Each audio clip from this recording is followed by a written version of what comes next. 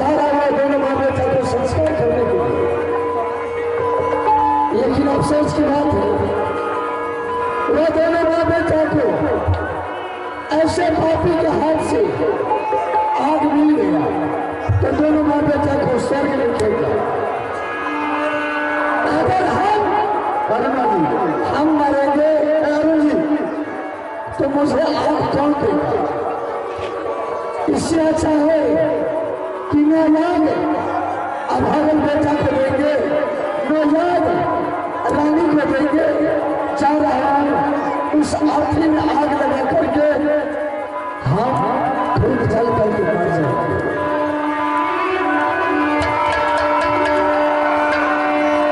जो भी हो गए सुनो ना तू दुर्गा मेरी गवा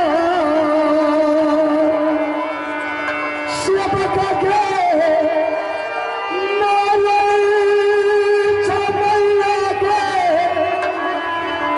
लगिया के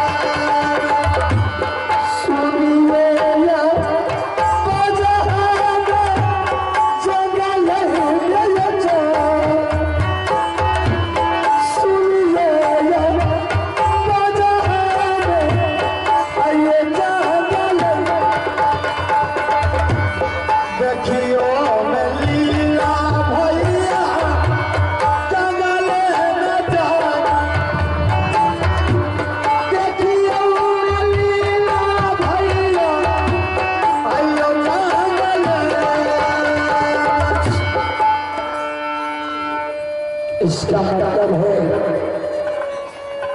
कि ये कहां से पागल ने आग को बुझा दिया है। ठीक है, हम इससे पूछते हैं, मुसाफिर तुम कोई मानव हो या कोई दानव हो या कोई मायावी राक्षस हो या कोई मुसाफिर हो, जब मैंने इस अर्थी में आग लगाया, उस अर्थी में मैंने कूद पड़े तो तूने आकर के उस आग को बुझा दिया। ऐसा तूने क्यों किया?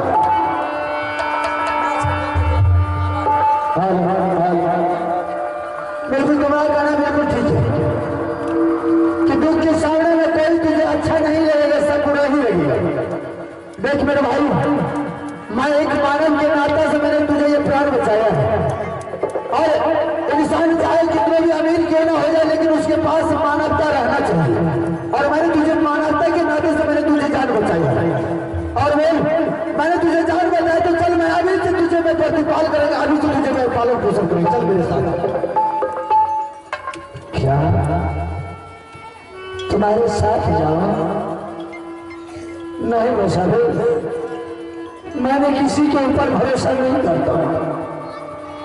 जिसके ऊपर मैंने भरोसा विश्वास किया सब मुझे छोड़ करके चला गया। मैंने दादा कथों पर इस संसार में खा रहा हूं, न मुझे परमात्मा प्राण ले जा रहा है, न जीने के लिए देता है, न मुझे मरने के लिए देता। देख देख मेरे भाई, भविष्य की बात तो छोड़, तुम्हारे साथ क्या हो क्या नहीं, लेकिन वर्तमान की बात कर। इंसान को आना जाना तो ये प्रकृति का देन है, जो आया है सो जाएगा, सुबह हो तो शाम पे होगा। इसलिए अभी जो सामने में उसकी बात कर। और मैंने तुझे जान क्यों बचाया तुझे मालूम है? किस लिए बचाया? इसमें भी कोई राज है, इसलिए मैंने तुम्हारा काम बचाया। क्या राज है सुनो भैया।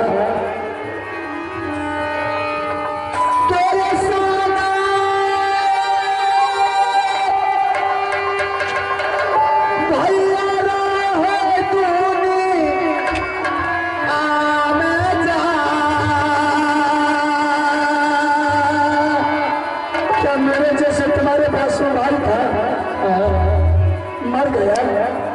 अरे तो फिर कोई भाई के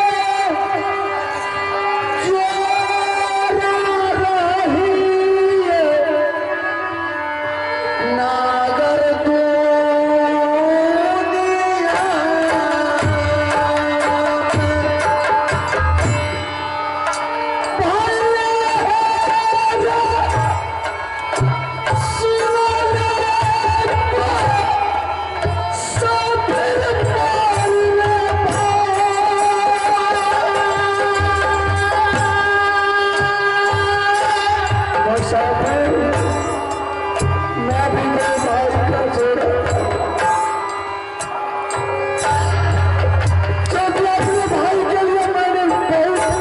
संसार में किया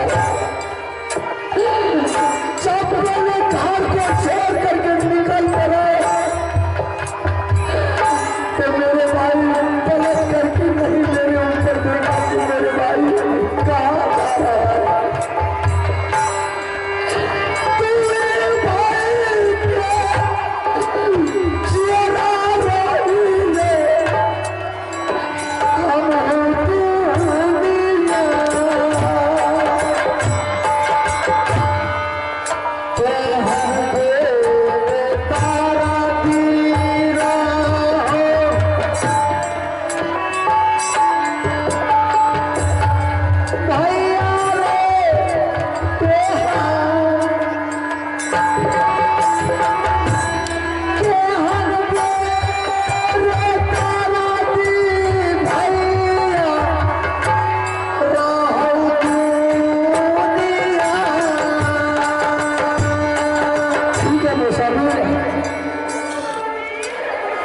तुम ये बता सकता है कि तुम्हारा घर कहाँ है,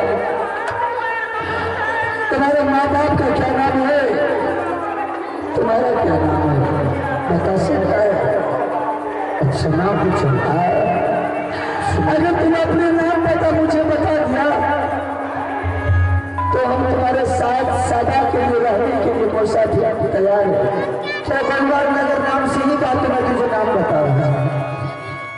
ठीक है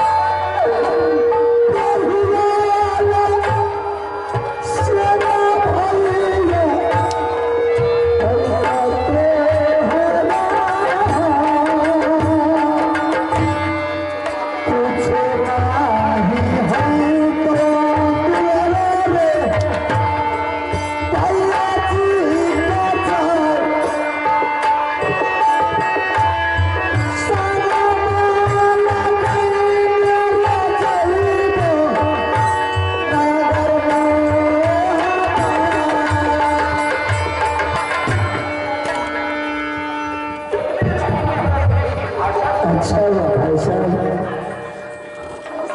कि आप सही वक्त पर मुलाकात भाई से हो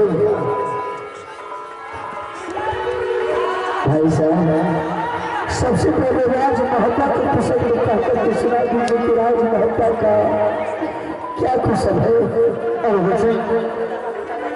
अरे राज मोहब्बत का समाचार कुशल तो जैसे तैसे ठीक है, लेकिन तुम्हारे भी घर तो बिल्कुल उदास था, इसलिए मुझे भी मन नहीं लगा। मैंने सोचा जा रहा हूँ अपने भाई को ढूंढ कर किसी तरह राज मोहब्बत ले आएंगे और दोनों भाई मिलजुल करके रहेंगे। आगे जो कुछ भी हुआ लेकिन तुम अपना ठीक ठाक। मैं बिल्कुल ठीक हूँ भाई साहब। भाई साहब मैंने बेटा रानी को आपके ऊपर छोड़ करके आया था। सबसे पहले आप आइए श्रीमान, तो हमारी माँ देख रहे हैं, सब्जी मुखिया जी की माँ है और वैसे भी माँ का दिल गंगा की तरह होता है। माँ की तरफ से 25 रुपए की नोट है और 1 किलो का लगभग मिठाई है। माँ को मेरे पार्टी को उससे चरण कमलों में प्रणाम करते, क्योंकि माँ को आशीर्वाद नहीं दिया जाता है, हर माँ को इस तरह के दिल होना चाहिए। मैं अपने पार्टी को उससे शंभू जी की माँ को बहुत बहुत धन्यवाद देता हूँ। जय हिंद, जय भारत।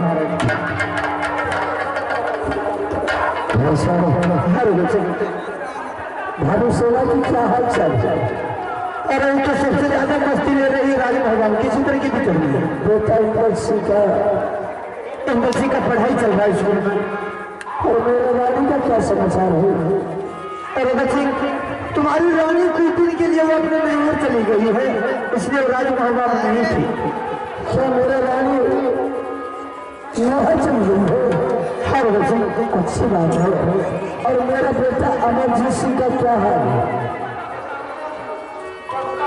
मेरे बेटा का क्या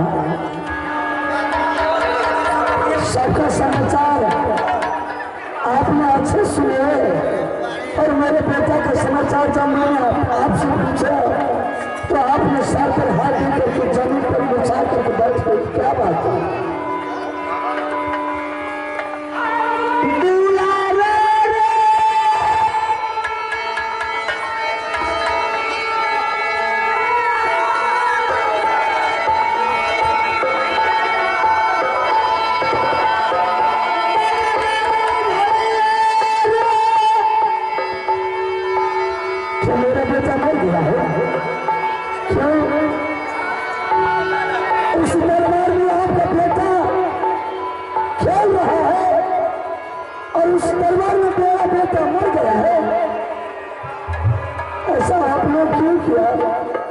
यही सोच करके ना कि यह बाबू सिंह सदा के लिए राज मोहब्बत को छोड़ करके चला गया है। हम दोबारा लौट करके बाबू सिंह राज मोहब्बत नहीं आएगा। अगर उसका बेटा जिंदा रहेगा तो आगे चल करके यह राज मोहब्बत की संपत्ति बंटवारा कर देगा। यही सोच करके ना आप मेरे बेटे को हत्या कर दिए हैं। अरे सारे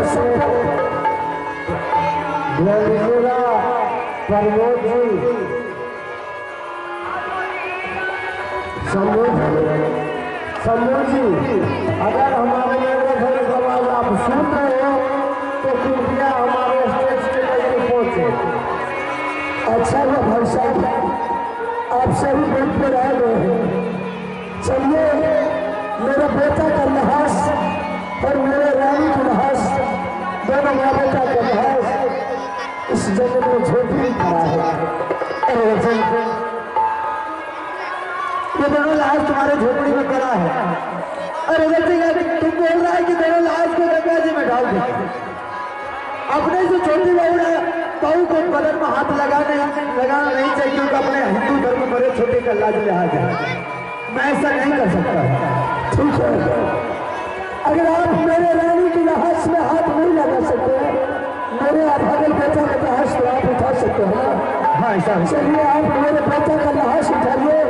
किसी तरह से मैंने अपने रानी की लाश उठा करके गंगा जी में संस्कार कर देंगे।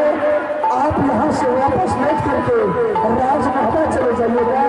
हम उसी दारिया को दूर करके मर जाएंगे। ठीक है ना बच्चा?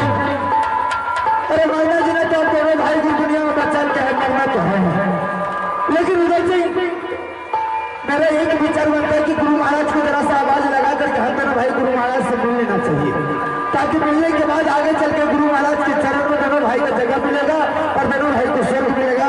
चलो गुरु महाराज से एक बार मिल लेते हैं। आप जा सकते हैं, हम कोई देवी देवता के मंदिर नहीं जाएंगे। जब मेरा संपत्ति चल के राख हो गया, अब क्या बचा है भाई साहब? हम कोई देवी देवता के मंदिर नहीं। ठीक है बच्चे, अगर तुम नहीं जाने के लिए चाहता तो मैं जाऊंगा, मैं एक बार गुरु महाराज से मिल करके उसके बाद में तुम्हारे पास आ रहा हूँ। ठीक है, आप जा सकते हैं। ठीक है।